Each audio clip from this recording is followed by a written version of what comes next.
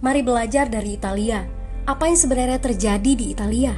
Apa yang bisa kita jadikan contoh agar tidak terjadi di Indonesia?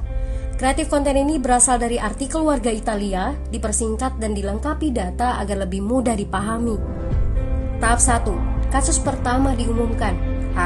Itu cuma flu. Apa pentingnya pakai masker? Orang-orang ini cuma lebay.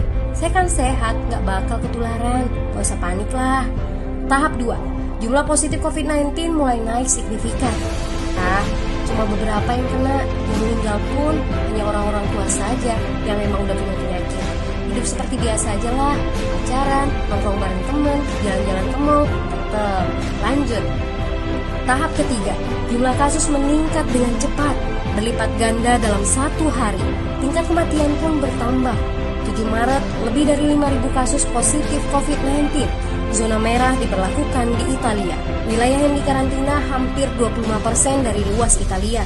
Sekolah dan universitas tutup, tapi tempat kerja, bar, dan restoran masih buka. Sementara itu, 75% wilayah lain masih menganggap enteng COVID-19. Anjuran mencuci tangan ada di mana-mana, tapi sekadar anjuran dan tak banyak yang melakukan. Tahap 4. Jumlah kasus meningkat pesat. Sekolah dan universitas ditutup selama sebulan. Darurat nasional pun diberlakukan. Rumah sakit menambah kapasitas, seluruh kamar dibersihkan untuk memberi ruang bagi pasien COVID-19. Tapi tak ada cukup dokter dan perawat. Ada terlalu banyak kasus pneumonia, terlalu banyak pasien perlu ICU, tapi ruangannya sudah habis, ventilator habis. Pada titik ini seperti kondisi dalam perang. Dokter harus memilih siapa yang akan diobati berdasarkan peluang bertahan hidup. Itu berarti pasien lanjut usia dan punya penyakit bawaan seperti hipertensi, diabetes, stroke tidak masuk prioritas karena tidak ada lagi ruang. Sistem layanan kesehatan seketika runtuh. Tahap 5. 9 Maret mencapai lebih dari 9.000 kasus. Seluruh kota Italia lockdown. Orang-orang bisa pergi hanya untuk keperluan darurat dan dalam pengawasan ketat. Semua bisnis masih dibuka karena jika tidak, ekonomi akan runtuh. Itu kebijakan pemerintah. Mulai ada ketakutan, orang-orang mulai memakai masker dan sarung tangan. Tapi tetap saja, ada anak-anak yang merasa jagoan, masih ingin uji nyali.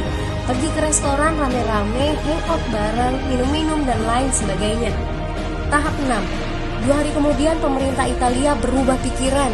Semua bisnis harus tutup. Bar, restoran, pusat perbelanjaan, semua jenis toko, kecuali supermarket dan apotek. Penyebabnya, karena dalam sehari yang positif bertambah lebih dari 2.000 kasus. Penduduk yang mau keluar rumah harus mendapat surat izin. Surat izin ini didapatkan dari pos pemeriksaan polisi dan disebar di berbagai lingkungan. Yang melanggar bisa kena denda 3,3 juta rupiah. Bagi pasien positif yang tidak mau mengkarantina diri, bakal dituntut dengan pasal pembunuhan, hukuman 1-12 tahun penjara. 21 Maret jumlah korban meninggal di Italia terus meningkat melampaui Cina. Sebagai gambaran, luas Italia itu kurang lebih 2 kali Pulau Jawa. Penduduknya lebih dari 60 juta jiwa. Lalu apa yang harus kita pelajari dari Italia? Yuk, mulai dari diri sendiri, mulai dari di rumah aja. Jaga kebersihan lalu isolasi diri dan keluarga. Tidak keluar rumah kecuali sangat penting. Ini saatnya memulai solidaritas. Yang mampu harus mulai membantu yang tidak mampu.